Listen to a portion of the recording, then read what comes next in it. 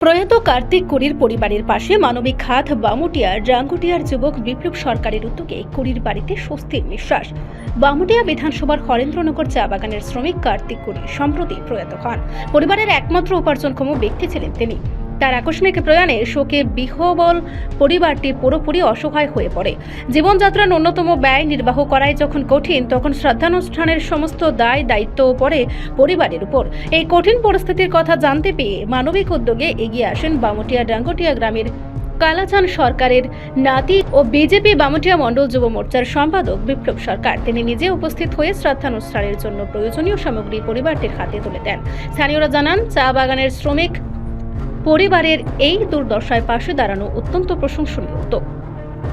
বিপ্লব সরকারের এই কাজ মানুষের মধ্যে নতুন উদাহরণ সৃষ্টি করেছে। এই সময় প্রাক্তন বিধায়ক কৃষ্ণধনু দাস সহ স্থানীয় জনপ্রতিনিধি ও এলাকার বহু মানুষ উপস্থিত ছিলেন। সকলে বিপ্লব সরকারের মানবিক ও সামাজিক দায়বদ্ধতার প্রশংসা করেন এবং এমন উদ্যোগ সমাজের প্রতিটি স্তরে ছড়িয়ে পড়ুক বলে মত প্রকাশ করেন।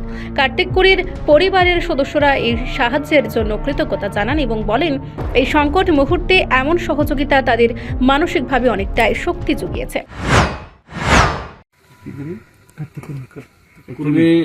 কিছুদিন আগে এই এলাকার বাসিন্দা কার্তিক কুর্মী দেহত্যাগ করেন। তো এই এলাকারই কালাচান সরকার ওনার ছেলের বোনের নাতি বিপ্লব সরকারের কানে যখন যায়, এই এলাকায় ওনাদের অনেক জমি জমা ছিল এবং এই এলাকার লোকজনই কাজ টাজ করতো। তো ওইটা ভেবে বিপ্লব সরকার ওনার দেহত্যাগ করার কারণে ওনাদের শ্রাদ্ধ শান্তি করার জন্য প্রয়োজনীয় সাধ্যমতো প্রয়োজনীয় সামগ্রী নিয়ে এসেছেন।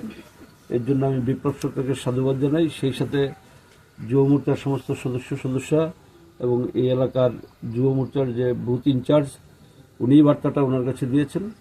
তো এই এত অল্প বয়সে এই ধরনের সমাজসেবামূলক বা সহায়তার হাত যে উনি বাড়িয়ে দিয়েছেন, তার জন্য আমি ব্যক্তিগতভাবে এবং দলের পক্ষ থেকে অসংখ্য ধন্যবাদ জ্ঞাপন করছি।